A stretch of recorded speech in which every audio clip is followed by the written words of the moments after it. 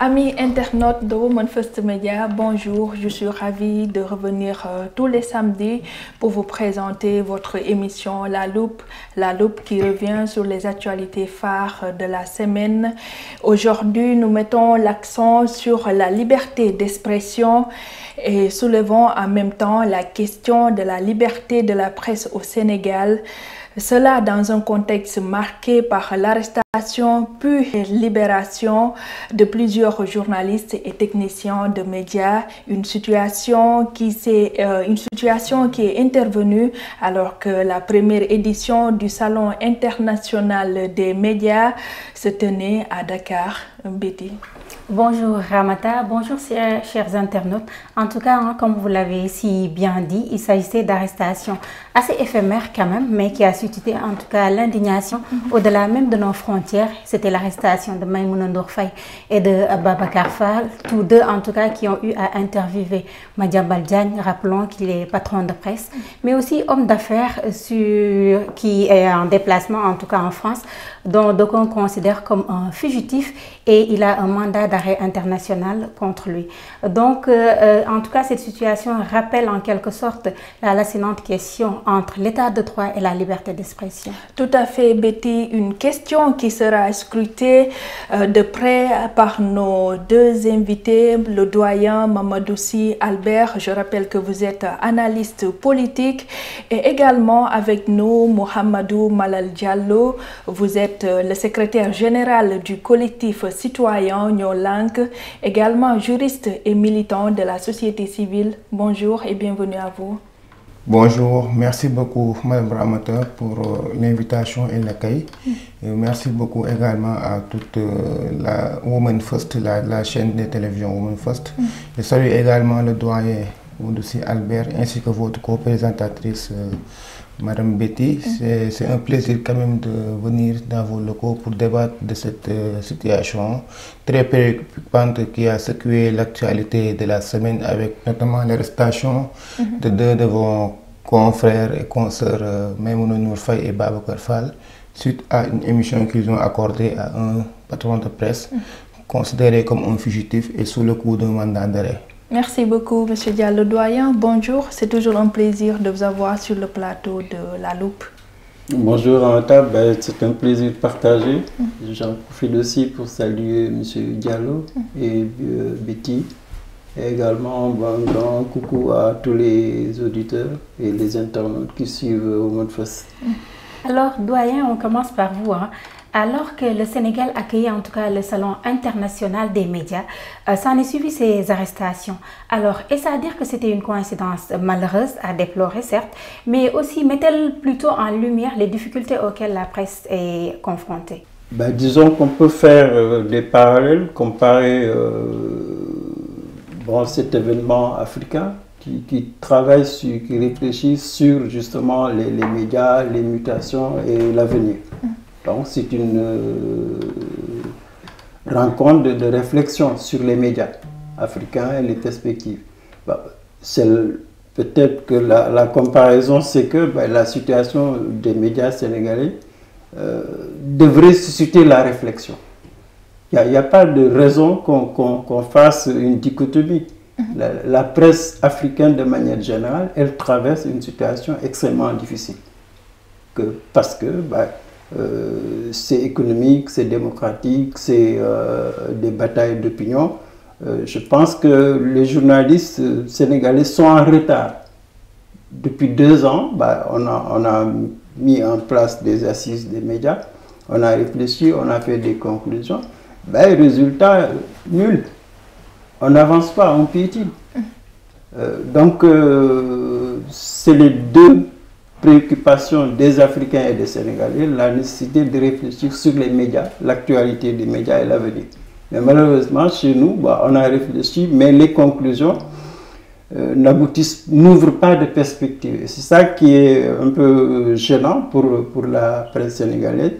On tourne en rond. Depuis 2 ans, il y a eu combien de marches des médias, il y a eu combien d'arrestations, il y a eu combien de restrictions, presse fermée, d'organes fermés. Pourtant, il n'y a pas de perspective. Donc il y a, je crois, lieu de réfléchir sur la situation de la presse sénégalaise, mais également intégrer la presse africaine. Comme je le disais, il n'y a pas de dichotomie à faire. C'est les mêmes types de problèmes, les mêmes contraintes, les mêmes difficultés. Et l'avenir, c'est un avenir commun à la presse sénégalaise et à la presse africaine. Bon, maintenant, pour aller au fond des choses, des deux événements que vous avez soulignés, ben là, c'est la désinformation systématique.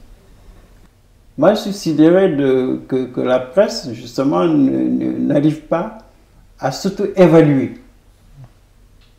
Les journalistes parlent de l'État, parlent de la société, mais ils ne parlent jamais d'eux.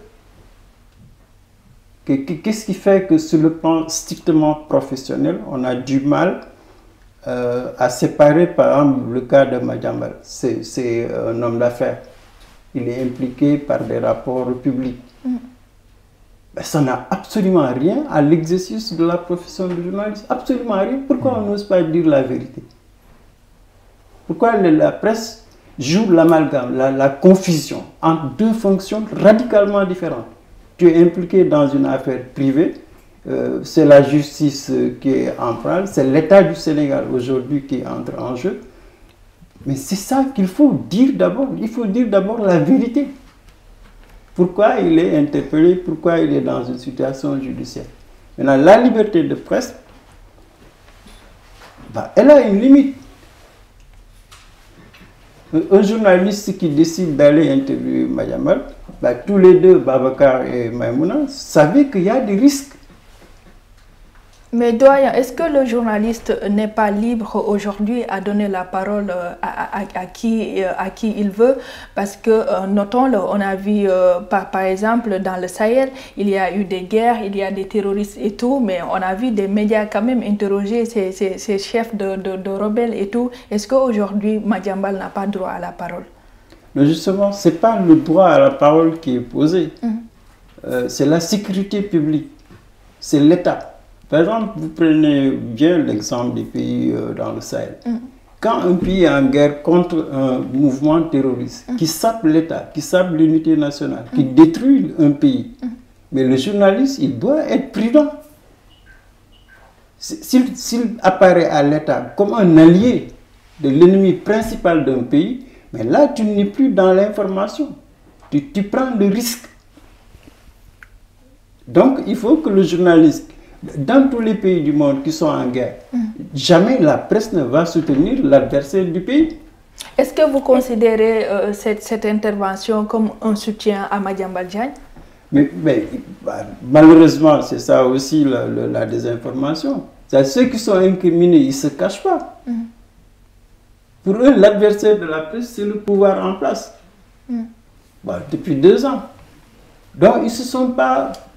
À mon avis, ils ne sont pas prudents parce qu'ils savaient très bien qu'il y a un jeu que Madiambal a posé. Pourquoi il a accepté l'interview? Mais il attend quelque chose. Mais un journaliste responsable, mais avant d'accorder une telle interview, il mesure le pour et le contre.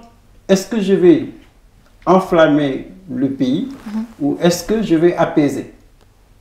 Très bien. C'est ça la responsabilité du journaliste. Que tu sois bon pour ou contre le régime, tu ne dois pas, si tu veux, le journaliste, il n'a pas pour adversaire l'État. C'est l'État qui garantit la liberté de la presse. Donc tu ne peux pas en faire un adversaire. Il y a un cadre juridique, il y a un cadre politique, mais c'est à toi de jouer intelligemment. C'est un problème de bon sens. Je sais que ça, c'est une information qui va enflammer, qui va aggraver les tensions, La situation, il faut mesurer le... Imagine-toi, un État du Sénégal qui lance un mandat d'arrêt international, qui se réveille chez lui, voit Madiambal parler à une télévision. Mais la réaction, elle est immédiate. Les forces de sécurité vont dire que toi, tu es dans la provocation.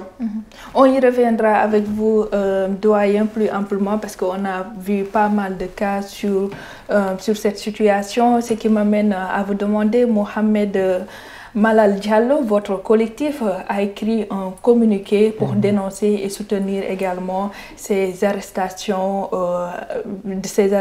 des journalistes. De votre point de vue, quelle lecture faites-vous de ces interpellations?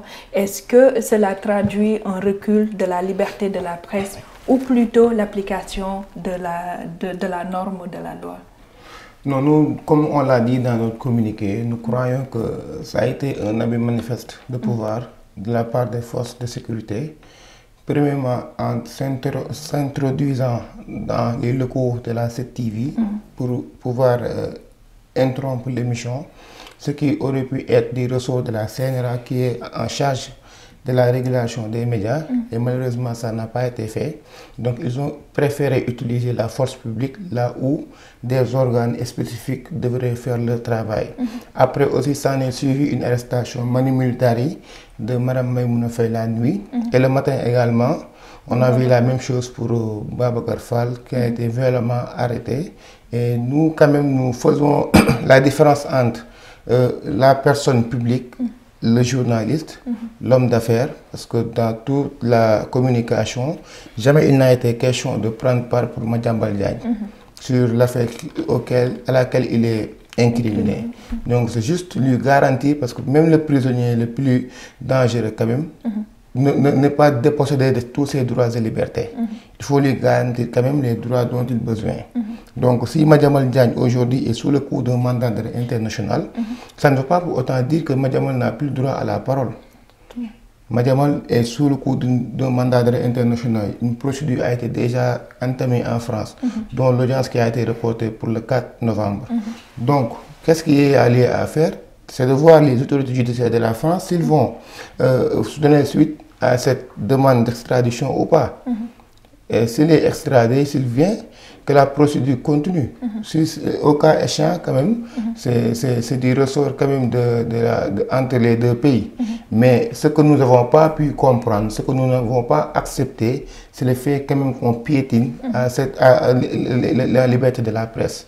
Parce qu'interviewer un fugitif, interviewer un criminel, même des fois, n'est pas interdit par la loi. Parce qu'on parle de l'État. Il n'a jamais été question, parce que la presse est une partie intégrante de l'État. La presse peut dire que peut-être le gouvernement en place ne nous est pas favorable. Ils peuvent mener leur bataille entre eux. Mais quand il s'agit de l'État, la presse est partie intégrante de l'État. Comme nous tous, c'est une composante de l'État. C'est le quatrième pouvoir. Même. Effectivement, c'est une composante de l'État et la presse fait toujours respirer la démocratie. Depuis l'Antiquité, depuis que le Sénégal a accédé à son indépendance, les moments où on a le plus senti la démocratie sénégalaise, c'est les moments où la presse a joué pleinement son rôle. Et rappelons, la presse a joué un rôle quand même remarquable pour cette alternance-là. Effectivement, bien avant cette alternance, en 2000, en 2012 et récemment en 2024, on a eu une presse debout. Et si on en revient à cette libération, doyen, par exemple, pour le cas de Maïmouna Ndour Faye, aucune charge n'a été retenue contre elle. Vous l'avez dit tantôt, hein, la presse n'a pas intérêt en tout cas à prendre l'État comme ennemi. Pareil pour l'État. Alors, peut-on dire que c'était à la limite une tentation de musellement, de forcing? Pourquoi pas? Si vous décidez d'interviewer Madiambal, mais vous prenez un risque. Ça, il ne faut pas se faire d'illusions. Dans le contexte actuel, si vous allez l'interviewer, vous prenez le risque. Mais le risque, il est professionnel. Alors, en ne le faisant pas, doyen, excusez-moi, ne pensez-vous pas quand même aussi que la presse puisse prendre le risque quand même de biaiser l'information donnée au public? Parce qu'après tout, on l'a dit tout à l'heure, il avait le droit à la parole et il est considéré à la limite comme ne pas être coupable en attendant le procès. Présomption d'innocence. Exactement. Non, l'État du Sénégal a fait un mandat d'arrêt. Mais le mandat d'arrêt ne signifie pas que l'État sénégalais est un État sans loi, sans foi. L'État sénégalais est soumis à des conventions internationales. Il est soumis à des accords avec la France. Un État voyou allait prendre le Madiambal militairement et le ramener au Sénégal, par exemple, en utilisant des voies illégales.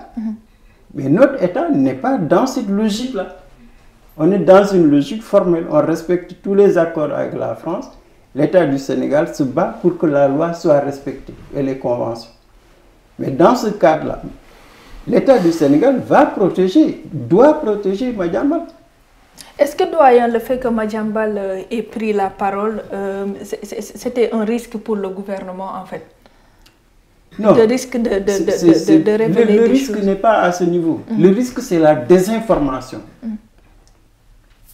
La désinformation, par exemple, depuis 48 heures, on ne parle que de ça.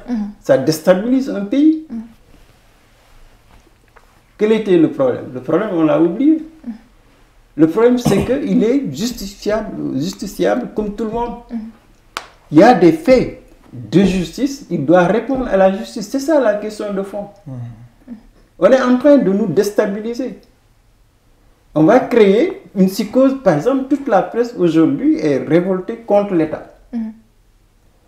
Ben, imaginez, au niveau de l'opinion, qu'est-ce que le Sénégalais qui ne connaît rien à la presse, qui ne connaît rien à l'information, qui ne connaît rien au fonctionnement de l'État, il va être angoissé. C'est que la désinformation, elle te déstabilise. C'est l'opinion qu'on déstabilise. On déstabilise les institutions. Et troisième impact, c'est que tu sors complètement des vraies préoccupations. Et ça crée si on se limitait juste à l'information, mais rien n'empêche d'aller interviewer Madiambal, de garder, de l'enregistrer et de programmer ça. Après le procès, pour pouvoir le diffuser, c'est ce que vous... Mais parce que dans l'actualité, si tu en fais un événement, mais tu vas déstabiliser. L'État ne s'attend pas à ce type de réaction, ce qui fait que, pour moi, il y a quand même un enseignement qu'il faut essayer de tirer. Je reviens sur ça. C'est-à-dire que notre espace public et médiatique est pollué. Il faut qu'on fasse attention. Aussi bien l'État n'a pas pour fonction de réprimer les journalistes. Il n'a pas cette fonction-là. Mais s'il fait l'erreur de suivre ceux qui veulent le déstabiliser, mais il va s'embourber. Mais la presse également. Mais elle doit être capable de dire la vérité. Aucune liberté de presse n'est aujourd'hui remise en cause. Je suis désolé. L'éditorial des journalistes qui est sorti aujourd'hui, s'il n'y avait pas de liberté de presse, mais tous les gens qui ont signé allaient en prison. Ou même on leur aurait même pas permis de diffuser. Très bien. C'est parce qu'il y a une liberté de presse que les journalistes peuvent reliser l'éditorial, ou reliser tous les éditoriaux qu'on a fait depuis 2 ans. Et c'est sans compromission. Les journalistes disent franchement, vrai ou pas, mais ils le crachent. Mais personne ne les attaque. Depuis 2 ans, est-ce que tu as vu un journaliste professionnel ou un directeur de publication arrêté parce qu'il a des opinions? Mais il n'y en a pas. Ce n'est pas la liberté de presse qui est menacée chez nous. C'est vraiment une... Je ne sais pas comment l'expliquer. C'est que la désinformation, on ne se rend même pas compte que ça dessert la presse. Ça nous dessert. On ne voit pas la réalité. On se cache derrière quelque chose. Alors que le vrai problème, c'est distinguons les affaires des privés des journalistes et l'exercice du métier. Si on le fait, elle parlait antérieurement à la liberté de la presse. Pourquoi on a eu une presse? On n'a jamais eu cette presse-là au Sénégal. Attention, hein. Vous pensez que c'est une presse nouvelle qu'on a actuellement? La presse qu'on a eue entre 60 et 2000, c'est une presse indépendante, libre, équidistante. Elle n'a jamais été manipulée par un homme politique, par un opérateur privé ou par l'international. Jamais. Ils étaient dans la misère, mais dans des convictions très fortes. Merci. Mettre fin au régime de Diouf, 40 ans, mettre fin au régime de Wade, 12 ans, mettre fin au régime de Macky Sall, 12 ans, c'est que tu as du bagage. Tu ne te compromets pas. Mais là, imagine-toi, depuis 2 ans, la presse mène le débat contre un pouvoir.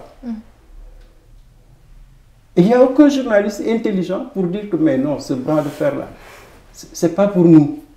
Allons discuter avec le gouvernement, avec le Premier ministre, avec le président. Mais Babacar Fall, pour terminer par ça, mais quand c'était chaud, de 60 à presque 2000, mais Babacar fédérait. il ne négociait pas ses principes. Babacar Touré. Babacar Touré. Mais il allait discuter avec Diouf, avec Collin, avec tous les responsables. Il le respectait parce que c'est un homme de conviction, mais flexible. Mais aujourd'hui, les patrons de presse, vous pensez qu'ils sont flexibles? Ils ont perdu ça. C'est ça notre faiblesse. On n'a plus de leaders dans les médias capables d'aller voir le président, le premier ministre, taper sur la table, sur les principes, mais flexibles. Par exemple, depuis 2 ans, l'aide de la presse est votée et budgétisée. On ne peut pas accéder à l'aide à la presse. C'est qu'on n'est pas intelligent. Et ça a freiné beaucoup de choses dans la presse, mais on va y revenir plus amplement. Mohamed Diallo, est-ce que la société civile a suffisamment réagi face à ces cas ou y a-t-il une forme de fatigue citoyenne face aux questions de la liberté de la presse? Vous êtes un militant de la société civile. Il n'y aura jamais de fatigue lorsqu'on considère que la démocratie est menacée. Et je pense que cette situation l'a témoigné. En moins de 48 heures, pratiquement toute la société civile s'est mobilisée pour dire non à cette entrave. Donc, pour les questions de liberté, de démocratie, la société ne s'est jamais couchée. Elle est toujours restée debout pour dire non, comme elle a eu à le faire au régime de Diouf, de Wade, de Macky Sall, et ce sera la même chose pour l'actuel régime. Parce que je ne pense pas qu'on doit être en mesure aujourd'hui de faire un procès à la presse. Parce que nous savons tous qu'effectivement, la presse aujourd'hui, moi des fois même, je suis très sidéré de voir certaines maisons de presse ou bien certaines presses discuter de l'actualité aujourd'hui. Est-ce que vous partagez l'avis de Oui, en grande partie, je partage son avis sur aujourd'hui comment se déroule la presse au Sénégal. On voit souvent une presse qui est très divisée en fait. Aujourd'hui même, des gens qui s'appellent journalistes peuvent se réjouir de l'arrestation de exactement. leur confrère. Et on l'a vu effectivement, et vice versa aussi, c'est comme du clanisme dans la presse aujourd'hui, ceux qui sont pour tel et ceux qui sont pour tel. Et je ne pense pas que ça devrait être le cas. La presse, comme il l'a dit, doit être équidistante de toute considération politique, religieuse et sociale. Et malheureusement, ce n'est pas le cas au Sénégal. Et nous aussi, la société civile, s'il y a des questions de ce genre, on ne peut que alerter et inviter l'État à ne pas dépasser les bornes. Et comme il l'a dit, effectivement, il y a les conventions que l'État a signées pour garantir la liberté de presse, il y a les textes, il y a le code de la presse, il y a la liberté d'expression qui est garantie également par la norme suprême de la Constitution. Donc aujourd'hui, on ne peut que s'en aligner en fait. L'État, comme la presse, comme les citoyens. Mais nous croyons effectivement, s'il n'y avait pas eu d'interruption forcée, d'arrestation, je pense que l'affaire Madiambal n'aurait pas eu tout ce tollé en fait. Parce que moi-même personnellement, je l'ai su à travers l'arrestation de Maïmouna. Je pense que si Maïmouna n'avait pas été arrêté, je n'allais pas comprendre ce qui se passe. Et jusque-là, je n'ai même pas suivi l'émission parce que peut-être que ça ne m'intéresse pas. Et d'autres personnes également. Donc l'État aussi doit faire des actes avec intelligence en fait. Parce que l'actuel gouvernement, nous avons tous vu là où ils sont passés. Ils ont été à un moment persécutés, ils ont été à un moment violentés, mais ça ne leur donne pas le droit de répéter les mêmes choses. Est-ce que vous avez l'impression que ça se répète? Mais bien évidemment, depuis un certain moment quand même, sur la question des libertés publiques, on voit quand même les mêmes choses qui se répètent. Sur la justice sociale aujourd'hui, on voit que l'État, des fois, ne s'imprègne même pas sur ce que vit la population. Imaginez-vous la situation actuelle du pays qui est très compliquée. Et on voit le Premier ministre sortir juste pour dire qu'il va appeler ses militants pour parler avec eux. Et ça peut traduire un manque de... Le 8, ça aussi, c'est un autre débat. Effectivement, ça peut traduire un manque de considération vis-à-vis de la population qui les a élus. Donc aujourd'hui, nous savons tous que la situation des finances publiques, elle est compliquée au Sénégal. Nous savons tous qu'aujourd'hui, il y a plusieurs problématiques aujourd'hui auxquelles fait face l'actuel gouvernement. Et il a besoin effectivement du soutien de la population sénégalaise, de tout le monde. Mais les priorités sont... Exactement. Si aujourd'hui l'actuel gouvernement ne fait pas des actions allant en ce sens, les autres aussi ne pourront pas comprendre et ne pourront pas suivre également. Et c'est ce qui fait qu'aujourd'hui, on a plusieurs mouvements, des dynamiques de contestation qui ne cessent de voir le jour. Vous voyez, là, récemment, on avait organisé une manifestation contre la cherté de l'électricité. D'autres mouvements aussi organisent une manifestation, même des pro-pouvoirs organisent une manifestation pour dire la justice. Pour la justice même également. D'autres organisent des manifestations pour la situation du pays. Donc le contexte social aujourd'hui, il est tendu. Donc l'État devrait quand même par stratégie essayer de voir comment diluer aujourd'hui la situation. Parce que la tension, elle est haute. Donc il appartient à l'État quand même de voir comment diluer la situation. Parce que l'État, c'est nous tous. Donc l'État doit toujours être là pour tout le monde. Essayer de voir comment faire avancer les choses et non être dans la répression. Parce que la répression ne fait que naître la révolution. Très bien. En tout cas, doyen, comme vous l'avez dit tout à l'heure, est-ce que c'est pas, par exemple, ce bras de fer entre État et presse qui fait qu'il y a, vous l'avez tantôt dit, il y a 2 ans déjà, la presse n'a pas reçu l'aide dont elle avait besoin, l'aide à la presse. Il y a des assises et les résultats ont été rangés, en tout cas, dans les tiroirs. Autant de choses qui alimentent cette guéguerre. Et il y a aussi des arrestations à tout bout de champ en tout cas. Rappelons-le, quand un journaliste fait quelque chose, il y a eu plusieurs convocations, peut-être qui n'ont pas abouti à des arrestations. Est-ce que ce n'est pas le fruit de cette guéguerre quand même qui se traduit aussi bien sur le terrain que pour les journalistes que pour l'État? Ouais, disons que c'est un bras de fer qui est là. Maintenant, ce n'est pas nouveau. Le bras de fer, on l'a vécu sous Macky Sall, on l'a vécu sous Abdoulaye Wade, bon, même d'une certaine façon sous Abdou Diouf. La relation entre la presse et l'État, elle est conflictuelle. Maintenant, ce qu'on constate ici, c'est qu'il y a un nouveau gouvernement, une nouvelle majorité qui est là depuis 2 ans, qui prend ses marques, qui se braque contre une partie de la presse. Donc, on est rattrapé par la situation d'avant l'arrivée de cette équipe-là. C'est-à-dire tous les journaux ou les groupes de presse qui ont soutenu l'ancien régime sont ciblés par le nouveau pouvoir. C'est ça qui fait que on est dans une situation, comme tu l'as dit, depuis 2 ans, c'est une situation conflictuelle. Bon, mais il faudrait que les journalistes et l'État se rendent compte que c'est invivable ce climat-là. C'est contre-productif. Ça déstabilise et l'État et la presse. Tout le monde ne regarde pas les vrais problèmes. Surtout ça. Les vrais problèmes de la presse, ce n'est pas l'État. Les vrais problèmes de l'État, ce n'est pas la presse. Effectivement. Le vrai problème du Sénégal, c'est qu'on attend une démocratie mature, des politiques publiques, une meilleure gouvernance. C'est ça le projet qu'on attendait après 2024. C'est de sortir du cycle infernal qu'on a vécu en 2021-2024. Mais là, si on ne fait pas attention, on est en train de créer les conditions de reproduction de ce qu'on a vécu en 2021 et 2024. Exactement. C'est-à-dire que notre démocratie a du mal à marcher entre État et presse. Je pense qu'il faut que les journalistes prennent conscience qu'ils sont les perdants. Moi, je suis sidéré que nous, journalistes, qu'on n'arrive pas à comprendre que ce n'est pas notre job de lutter contre un pouvoir. Notre job, c'est l'information.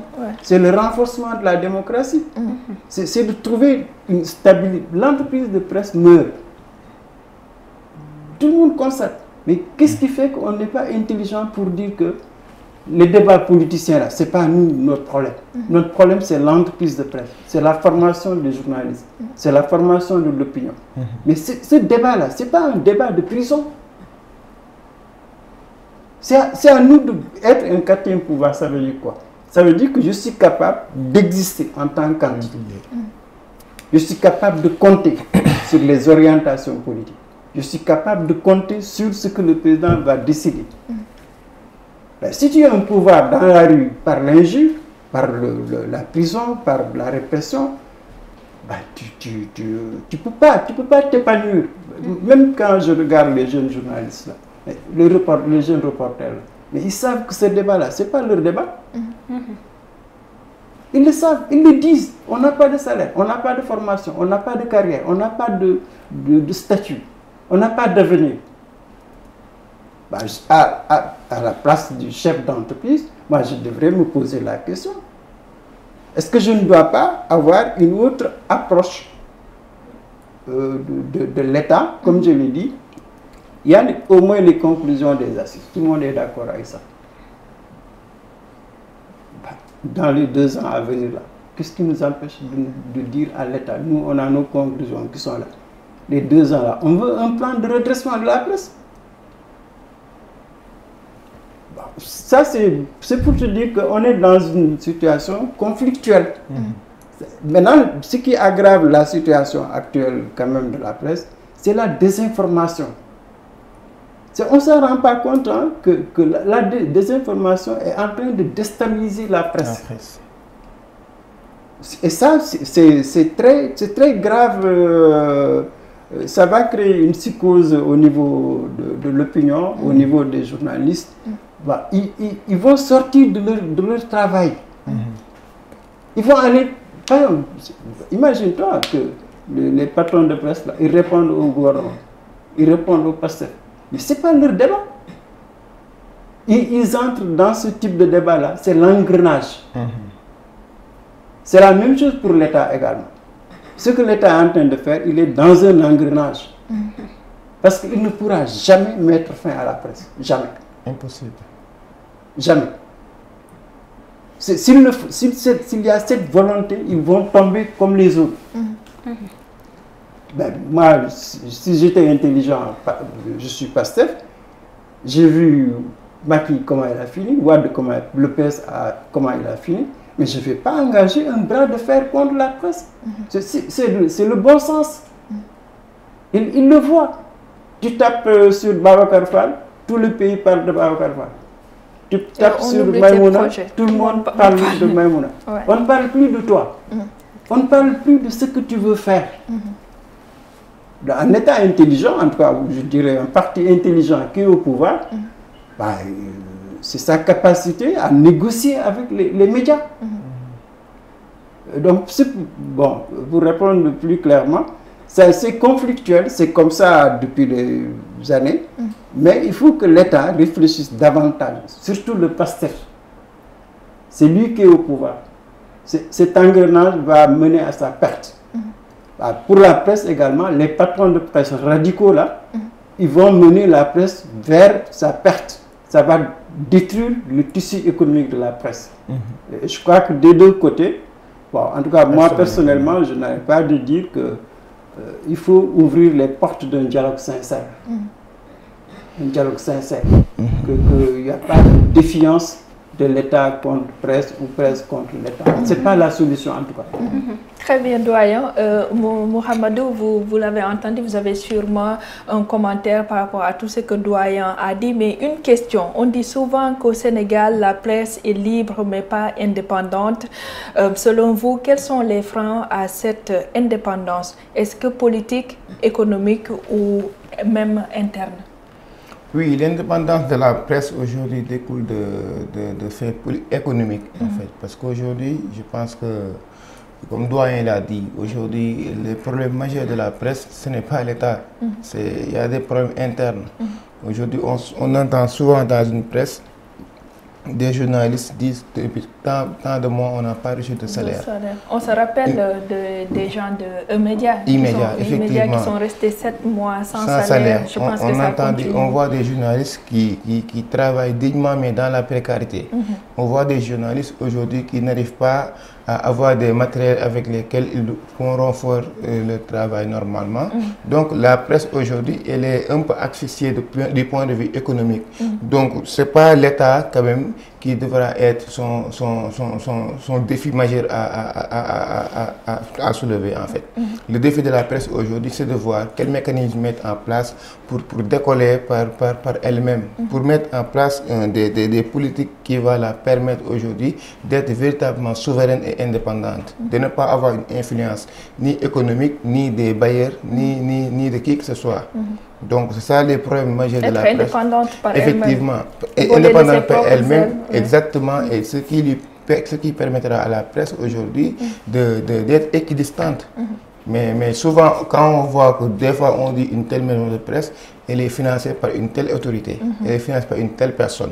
Mais cette presse ne peut pas aller à contre-courant des volontés de son bailleur. Effectivement. Donc ça aussi c'est une problématique qui est soulevée et sur laquelle la presse devra réfléchir et voir comment y trouver des solutions. Mais néanmoins également, ce n'est pas toujours une raison pour l'État de faire appliquer la force. Je pense que la force est le dernier recours de l'État. Et si, comme Doyen l'a dit, l'État part dans un bras de fer avec la presse, mais personne n'y sortira gagnant. Et l'État continue, mais le gouvernement actuel est élu pour une durée. Donc il n'aura pas le temps quand même de faire des réalisations qui pourront lui permettre de renouveler son mandat et de rester encore. Donc il faut que ça soit même s'il s'agit d'un conflit, mais un conflit intelligent. Un conflit auquel chacune des parties pourra y trouver du profit et y avancer. En parlant de responsabilité, en tout cas de professionnalisme, à vous deux, la précarité, elle est toujours là, hein, malgré tout ce qui se fait. Alors, qu'est-ce qu'il y a lieu de faire concrètement, surtout au niveau de la presse? Vous parlez tantôt, en tout cas, de viabiliser le secteur, alors que nous savons que beaucoup de signaux appartiennent à des hommes politiques ou affiliés à des partis politiques, entre autres. Alors, le poids, en tout cas, du travail revient aux reporters, aux jeunes reporters qui s'engagent dans une bataille sans fin parce qu'en plus de vouloir gagner sa vie et de travailler, en tout cas, convenablement, ce dernier n'a pas un retour, en tout cas, que ce soit côté de la protection ou financièrement, une certaine assise, en tout cas, pour son travail. Alors, qu'est-ce qu'il y a lieu de faire, en tout cas, concrètement, pour pouvoir sortir la presse de cet état? Oui, à notre avis, ce qu'on devra faire, c'est parce que la presse, elle est composée des patrons de presse et des travailleurs de la presse, que ce soit les journalistes, les techniciens. Donc, ceux qui vivent plus dans la précarité, je pense que c'est les derniers. Donc, c'est à eux de mieux s'organiser parce qu'ils ont, par exemple, convergence des jeunes reporters. Ils ont des structures qui les unissent tous. Mais ils doivent mieux s'organiser pour défendre leurs intérêts. Parce qu'aujourd'hui, les patrons de presse, ils sont dans la recherche de profit. Donc, s'ils voient peut-être d'autres opportunités qui pourront leur permettre de mieux financer leur activité, certainement ils seront preneurs. Et souvent, ils ne sont pas forcément des journalistes, ils ne sont pas forcément régis par l'éthique et la déontologie qui gouvernent le métier de la presse. Donc c'est aux journalistes qui sont les vecteurs aujourd'hui de l'information, qui doivent prendre les responsabilités eux aussi, savoir ce qu'ils veulent et l'imposer aux patrons de presse. Parce que sans journaliste, on ne peut pas parler de maison de presse. Déjà pour ouvrir une maison de presse, il faut que tu aies un directeur de publication avec une certaine expérience dans le domaine. Donc aucune personne, si riche qu'il puisse être, ne peut pas aujourd'hui se lever et dire que je veux juste une maison de presse parce que je suis riche, machin. Parce qu'il y a des conditions légales qui sont déjà établies pour cela. Donc il faut que les journalistes puissent savoir leur valeur et puissent se valoriser pour quand même qu'ils ne soient plus dans des situations où ils seront toujours là pour faire, comment dirais-je, satisfaire les besoins de leurs patrons de presse. Parce qu'ils sont régis par des textes, par le code de la presse, par l'éthique, la déontologie, et ça doit toujours gouverner leur mission. Très bien. Doyen, peut-être un commentaire par rapport à la question de Betty? Ouais, disons qu'il y a les deux niveaux pour rester dans notre cadre d'analyse. Au niveau de la presse, il y a des efforts à faire. les journaux ou les groupes de presse de manière générale qu'on a actuellement ne sont pas autonomes. C'est soit sous le contrôle du politique ou sous le contrôle d'un opérateur privé. Ce qui fait qu'il faut aller vers des entreprises autonomes. Si c'est vraiment des entreprises médiatiques ou des sociétés médiatiques qu'on veut faire, il faut séparer les journalistes avec la domination des hommes politiques ou des hommes économiques. C'est un travail qu'il faut faire au niveau de la presse privée, mais c'est un travail aussi qu'il faut faire au niveau de la presse publique. Il n'y a pas de raison que la presse publique du Sénégal soit la presse du gouvernement ou du parti au pouvoir. Donc l'autonomie, c'est des deux côtés, que ce soit presse privée ou presse publique. Je crois que les journalistes gagneraient à être beaucoup plus autonomes. Bon, maintenant, de manière spécifique sur le plan peut-être économique, c'est que c'est malheureux de constater qu'il n'y a pas de plan de carrière dans la presse. Tu as des jeunes qui viennent, ils font 6 mois, 1 an, ils partent, ils vont ailleurs, ils végètent. C'est parce que les entreprises presse n'ont pas de plan de carrière. Pour les fidéliser. Pour les fidéliser. Normalement, un jeune qui sort d'une école de formation, qui vient entrer dans le métier, tu peux le tester 6 mois, mais au-delà des 6 mois, tu lui donnes un contrat. Et ce contrat-là, c'est un contrat de carrière. Parce qu'au moins, il sait que dans 2 ans, 3 ans, 4 ans, j'aurai un statut, j'aurai un salaire, je pouvais me préparer dans ma vie professionnelle. Ce plan de carrière-là n'existe pas.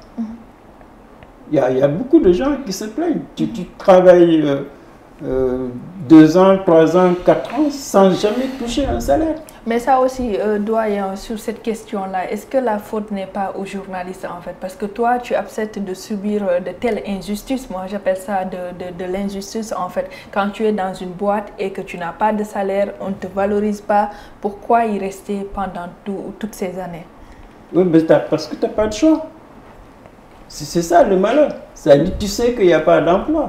Tu sais qu'il y a une crise de l'emploi. Tu sais que la presse, n'a pas de moyens. C'est le vécu quotidien. Donc les gens, ils vivent toujours avec l'espoir que ça va aller un jour. Surtout dans la presse. C'est cet espoir-là qui fait que les gens se battent. Bon, aussi, il y a l'influence des aînés. Tu vas dans une boîte, tu connais quelqu'un, c'est de ta famille, c'est ton parent. Tu restes, tu te sacrifies en espérant que... Mais c'est le chef d'entreprise qui ne doit plus être dans cette logique-là. Avoir des plans de carrière. Maintenant, l'autre aspect pour les médias, on parlait tout à l'heure de la liberté de la presse. Mais tu ne peux pas être libre si tu n'as pas de ressources économiques et financières. Qu'on ouvre nos entreprises à des opérateurs privés africains d'abord, mais même les opérateurs privés internationaux. Mais si on veut faire une presse sérieuse, c'est pas avec les miettes qu'on a là que tu vas compétir contre les grosses sociétés françaises, américaines. Ça c'est des sociétés multinationales. Par exemple, regarde RFI. On peut prendre l'exemple de RFI en guillemets. Mais les Africains sont informés que par RFI. Mais ça, c'est pas normal.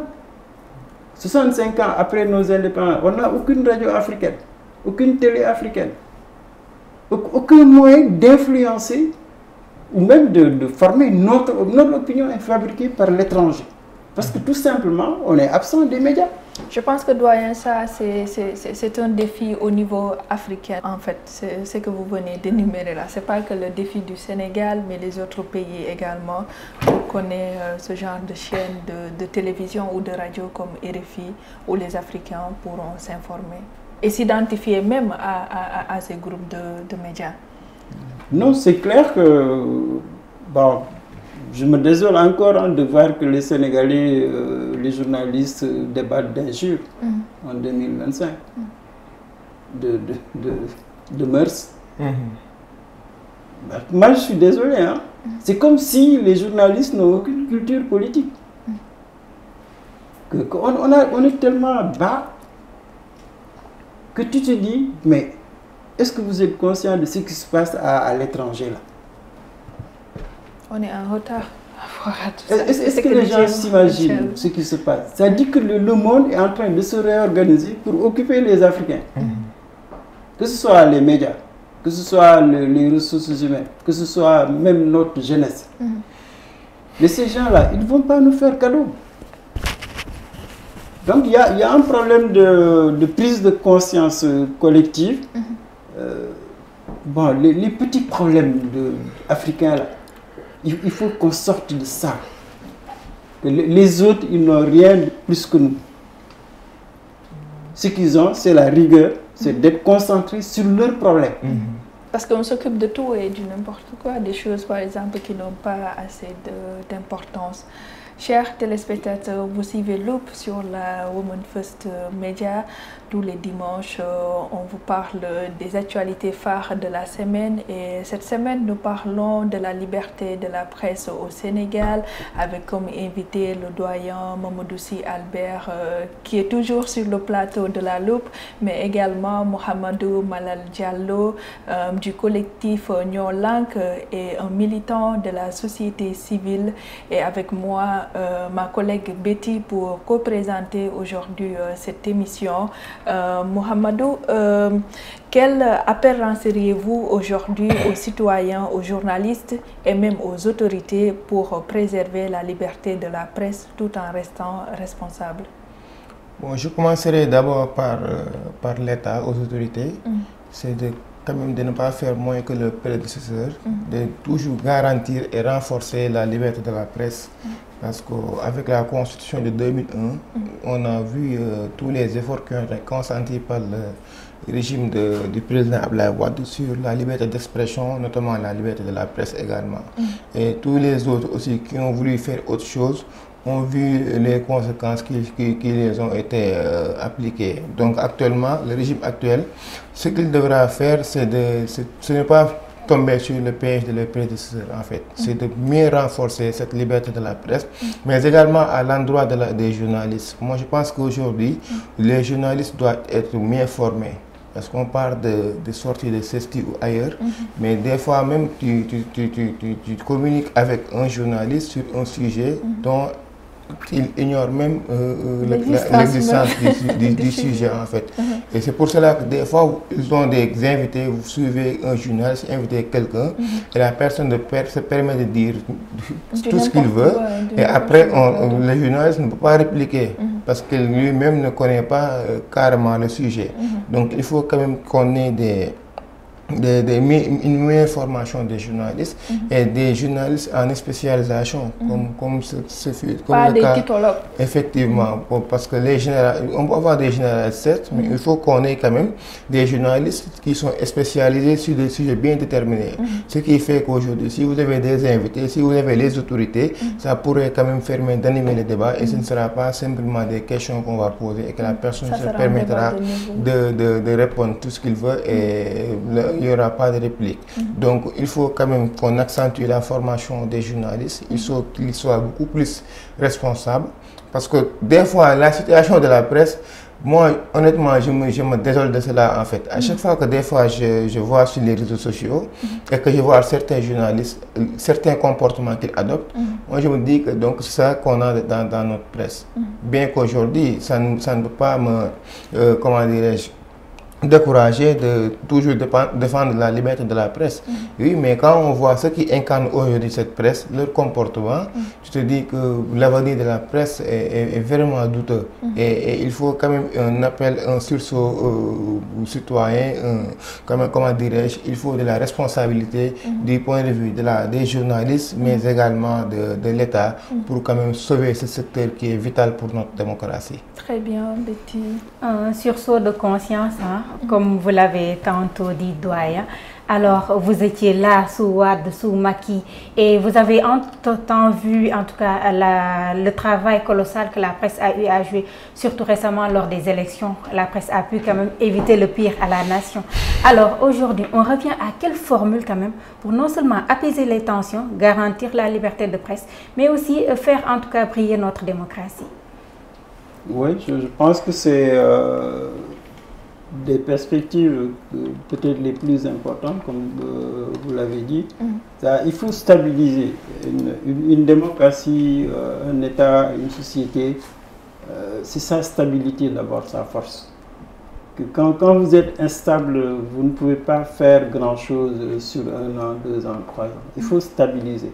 Et heureusement, quand même, que bon, on a une expérience qui nous permet de dire qu'on a un modèle démocratique. On a un modèle. Ça qu'on le veuille quand même ou pas, on a un modèle démocratique. On a un modèle aussi de médias. Notre démocratie, c'est une vitrine reconnue. Notre démocratie, notre presse est reconnue. Mais la difficulté, c'est que les Sénégalais sont plombés par les conflits. On a un sérieux problème de gestion des conflits. On est incapable de gérer nos conflits. Et ça, il faut que l'État et la presse, les politiques, la société civile comprennent qu'il y a un enjeu dans la stabilité. C'est que les gens, ils ne peuvent pas tous penser la même chose. Il y a des divergences. Mais les divergences ne doivent pas empêcher qu'on s'entende sur un socle. Le socle, c'est la stabilité du Sénégal. Ça doit être clair dans la tête de tout le monde que l'instabilité, tout le monde perd. Donc il y a effectivement cette nécessité de réfléchir sur qu'est-ce qui peut encore stabiliser notre État, notre démocratie, notre presse, notre société. Et chacun a un rôle crucial à jouer. Mais ce qui est arrivé au Mali, au Burkina, mais ça peut nous arriver. On n'est pas plus intelligent que ces gens-là. Mais c'est parce que leurs conflits ont abouti à un éclatement de leur société, à l'affaiblissement de leur État, de leur démocratie. Mais nous, ce qui nous a, tu l'as dit tout à l'heure, c'est que notre société est résiliente. Malgré les crises qu'on a vécues sous Wade, sous Diouf, sous Macky Sall, à un moment donné, les Sénégalais se ressaisissent et se disent que le danger là, tout le monde va perdre. Et la majorité décide. Quand la majorité décide, la minorité accepte. On est résilient pour ça. Heureusement quand même qu'on a cet atout-là.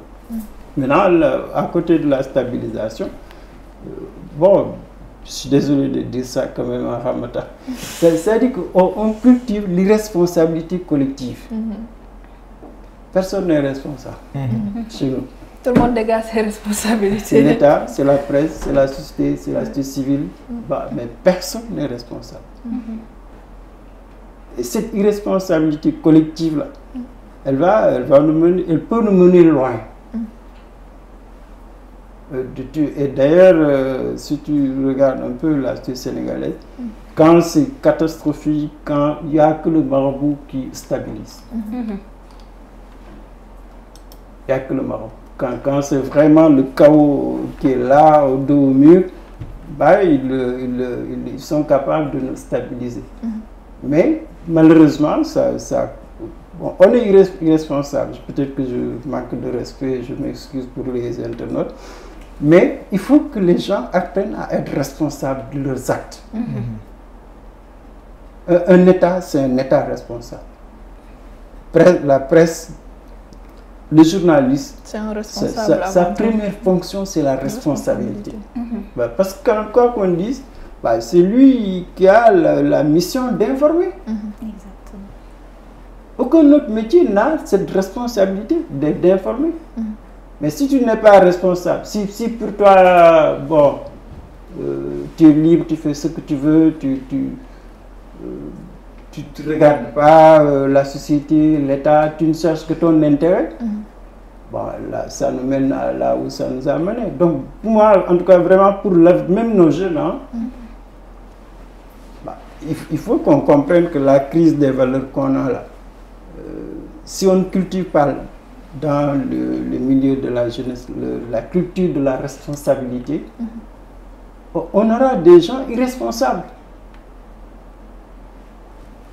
Il ne faut pas qu'on se fasse d'illusions. Les jeunes d'aujourd'hui, c'est eux qui vont diriger le Sénégal dans 25 ans, 30 ans. Mais s'ils vivent dans une culture de l'irresponsabilité, mais ils peuvent arriver au pouvoir et se dire que On fait comme les autres. On fait comme les autres.